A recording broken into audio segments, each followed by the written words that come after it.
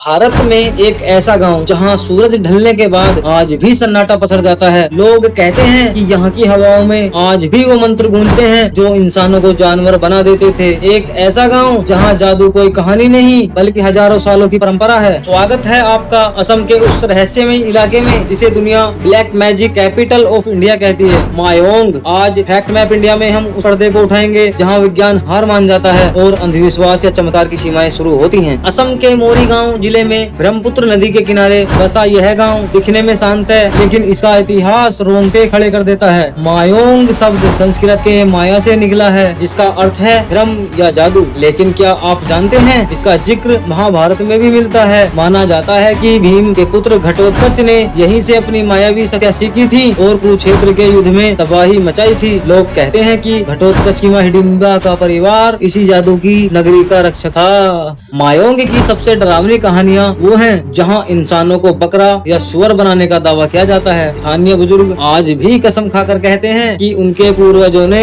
दुश्मनों को मंत्रों से काबू किया था। यहाँ तक कि उड़न मंत्र के किस्से भी मशहूर हैं, जहाँ तांत्रिक एक जगह से दूसरी जगह पलक झपकते पहुँच जाते थे। सबसे हैरान करने वाली बात है थलबेज। कहा जाता है कि मायोंग के ओझा एक तांबे की थाली को मंत्रों से सक्रिय करते थे और वह थाली हवा में उड़ते हुए चोर या अपराधी के घर तक पहुँच जाती थी। इतिहास की किताबों में एक ऐसी घटना दर्ज है जो मायोंग की शक्तियों पर मुहर लगाती है। 1667 में जब औरंगजेब की मुगल सेना ने असम पर कब्जा करने की कोशिश की तो मायोंग के जादूगरों ने मिलकर एक ऐसा सुरक्षा घेरा बनाया कि मुगल सैनिक जंगलों में रास्ता भटक गए और कभी वापस नहीं लौटे। आलमगीरनामा में भी इसका जिक्र मिलता है कि मुगल सैनिक असम की इस जादूगरी से इतना डरते थे कि वे यहाँ कदम रखने से कतराते थे। मायोंग में आज भी सैकड़ों साल पुरानी हस्तलिखित किताबें मौजूद हैं जो ताड़ के पतों पर लिखी गई हैं। इनमें से कई मायोंग सेंट्रल म्यूजियम में सुरक्षित हैं। लेकिन यहाँ एक ट्विस्ट है, यह जादू सिर्फ डराने के लिए नहीं था। यहाँ के बेज जादूगर इन मंत्रों का इस्तेमाल गंभीर बीमारियाँ ठीक करने और सांप के जहर को उतारने के लिए भी करते थे। यानी यहाँ तंत्र, मंत्र और आयुर्वेद का एक अनोखा मिश्रण था।